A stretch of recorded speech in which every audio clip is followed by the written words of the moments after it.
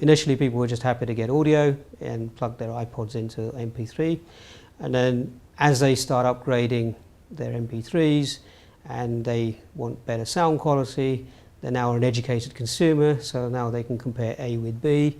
So as this segment matures, I think that it will mature like all other segments do, where the bar is going to get raised. MP3 files and the files that Apple use on their iTunes service are inherently not hi-fi. There's not much one can do about that.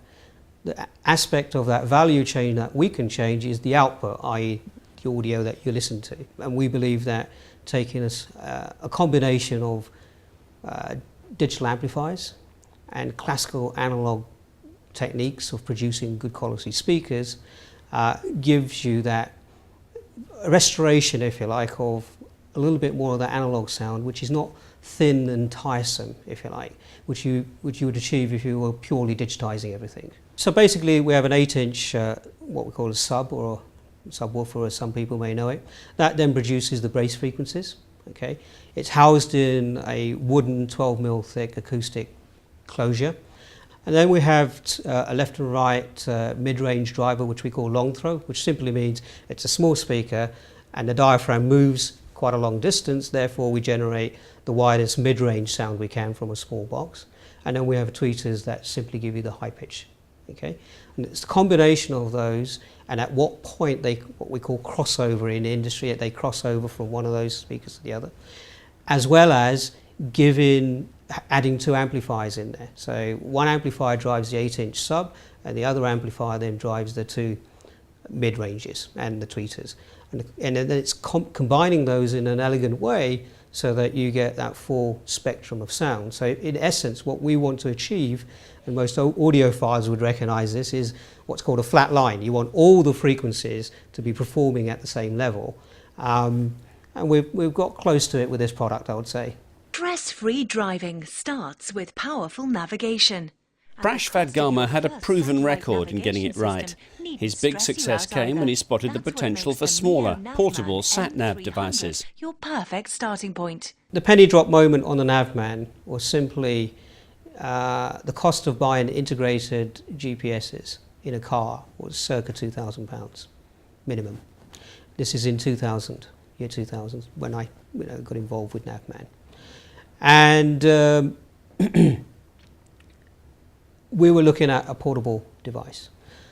So I sort of looked at certain parameters that were bouncing around in my head. One, people in Europe at that time still don't buy their cars anymore. So every 3 years they change their car. That then makes that asset redundant. At the end of 3 years they've paid for something, they're not going to be able to use it. Number one. Number two, they couldn't put £2,000 worth of navigation in both their cars if a partner and yourself had a car. This then gave them the practicality of taking it from one to the other. And then three, it allowed them to have navigation, in those days what would be considered James Bond, to be able to see yourself on a map, right? Just like in the movies, for sub £600 when we first launched. When we sold the business, you could pick one up for £99. And then the other thing was that we looked at the technology. Maps, the resolution of maps got better. So coverage got better, so that was a breakthrough. GPS performance went from 100 meters down to 1 meter, and you didn't need to connect it to the front wheels, and you didn't need a gyro. Microprocessors became more efficient, lower cost. Display technology depreciated, almost every 6 months, and resolution went up. So all those things that you needed were going in our favor. We use music to reach through the effects of illness or disability or trauma. And now there's an opportunity to combine a love of music and quality audio with support for Nordhoff Robbins, a charity that uses music to colour challenged lives. For example, a major part of our work is with older people living in care homes who have dementia. When you're satisfied that you have a roof over your head, you have some money in the bank account, and you have choices, because that's all it does. It doesn't buy necessarily happiness, but it buys you choices, and those will determine your happiness. Then what's the point of accumulating that? Well, what are you going to do with it? So why do you then want to get up in the morning and build yet another business? You know, what drives you? So you have to have a motivation that's beyond yourself.